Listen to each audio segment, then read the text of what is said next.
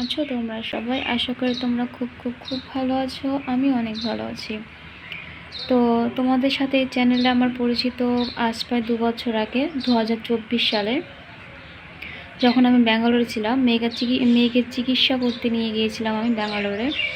তো যখন আমার মেয়ের বয়স ছিল 17 মাস, তখন আমার মেয়ের আর কি একটা সমস্যা ধরা পড়েছিল, যেটাকে নেফ্রোটিক সিনড্রোম বলে।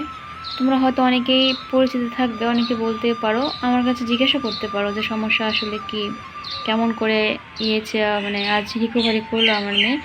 যদিও বা আমার মেয়ে এখনও রিকভারি করেনি, ঠিক আছে, এখনও সম্পূর্ণই মানে আমার মেয়ে SRNS যেটাকে বলে। তো যদিও বা এসব সম্পর্কে আমার ধারণা কোনো দিন ছিল না, কারণ মেয়ের যখন অসুখটা হয় তখনই আর কি এইসব বিষয় নিয়ে নেট ঘাটাচলা করা, যে SRNSটা কী, নেফ্রোটিক সিনড্রোম কী। তো এইসব আলাদা একটা ব্যাপার। তো তোমরা চাইলে আমি অন্য একটা ভিডিও করে দিতেই পারি।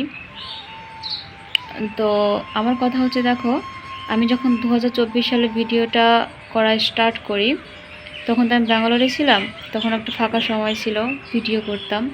কিন্তু যখন আমি বাড়িতে আসি, মেয়েকে চিকিৎসা করানোর পর পাক্কা 1 বছর ওখানে থাকার পর যখন বাড়িতে আসি, তখন আমি না মেন্টালি সাপোর্ট পাই, না সাংসারিকভাবে সেরকম পরিস্থিতি হয়ে ওঠে। কারণ স্বামী যেমন তেমন, ও আমাকে কোনো কিছু বলে না, কিন্তু সংসার বলতে জানো তো।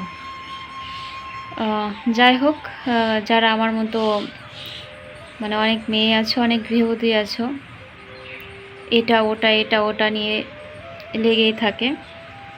আমি তবু তাদেরকে দোষাই না, আমি মনে করি আমি খারাপ। তো আমি মানসিকভাবে প্রচুর ভেঙে পড়ি, সেরকম আজও মানে মানসিকভাবে আমি সেভাবে এখনও শক্তিপোক্ত নই আজও। তো কখনো ভেবে দেখিনি যে আমি এদিকে যাব, মানে আবার ভিডিও করব, স্টার্ট করব। কিন্তু ভাবি যে আমার তো কেউ নেই। আমি যদি এইখানে যদি আমি যদি দু একটা কথা বলে মনের মতো কয়েকটা মানে মানুষ পাই, নিজের মনের কথা, নিজের এই জার্নিগুলো যদি শেয়ার করতে পারি, থেকে যাবে না? তো আমার মতো হয়তো অনেক মেয়েরই সাথে মিলে যেতে পারে। তো অনেকে হয়তো বলতে পারো যে আমার মেয়ে এখন কেমন আছে। আমার মেয়ে এখন ভগবানের আশীর্বাদে, তোমাদের আশীর্বাদে, অনেকে আমাকে মেন্টালি সাপোর্ট করেছো, যে হ্যাঁ দিদি পাশে আছি, তুমি ভিডিও করো, সমাজে ভিডিও দাও। তো আমি সেইভাবে মানে তখন আমার এমন অবস্থা হয়ে গিয়েছিল যে কয়েকটা ভিডিও করে আমি বন্ধ করে দিই।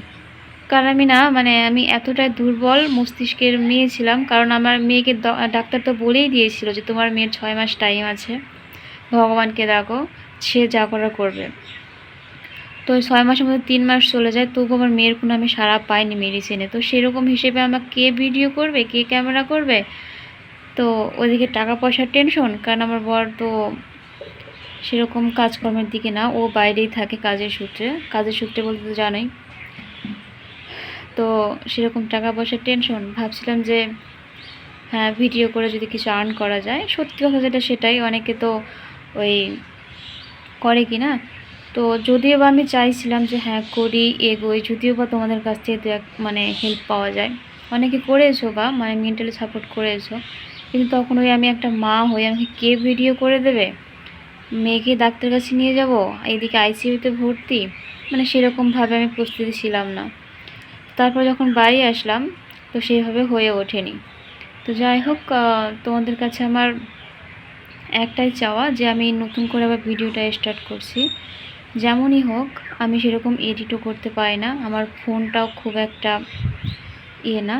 তো আমি চেষ্টা করব তোমাদেরকে সময় মতো ভিডিও দেওয়ার। আমার দেখো, আজ আমার মেয়ে বড় হয়ে গেছে, বড় বলতে 4 বছর আমার মেয়ের বয়স। ওর যখন 17 মাস বয়স হয় তখন তো নিয়েই তো আমি গিয়েছিলাম। 4 বছর এখনও হয়নি, 3.5 বছর বয়স।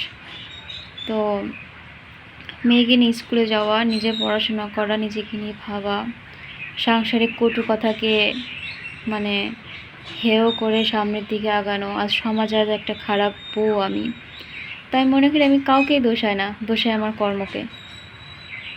তো যাই হোক, তো তোমাদের কাছে আমার একটাই রিকোয়েস্ট যে প্লিজ আমাকে একটু চ্যানেলটা সাবস্ক্রাইব করে দিও। আর চেষ্টা করব একটা গ্রামের বউ হিসেবে আজ সব কিছু থেকেও কিছু না থাকার মতো অবস্থা, সবসময় কটু কথা শুনতে হয়। একা একটা মেয়ে হয়ে কিভাবে চলছি, আজ স্বামী দূর থেকে মেন্টালি সাপোর্ট করে, তো একা একটা মেয়ে হয়ে, একটা নারী হয়ে কিভাবে আজ আমি আছি, পড়াশোনা করছি, মেয়েকে পড়াশোনা করানো, স্কুল নিয়ে যাওয়া, সকাল কিভাবে শুরু হয়, কিভাবে জীবনযাপন করি, সবই তোমাদের সাথে শেয়ার করব। আমার শুধু একটাই অনুরোধ, তোমরা একটু আমার পাশে থেকো, ব্যাস এটুকু আমার বলার ছিল।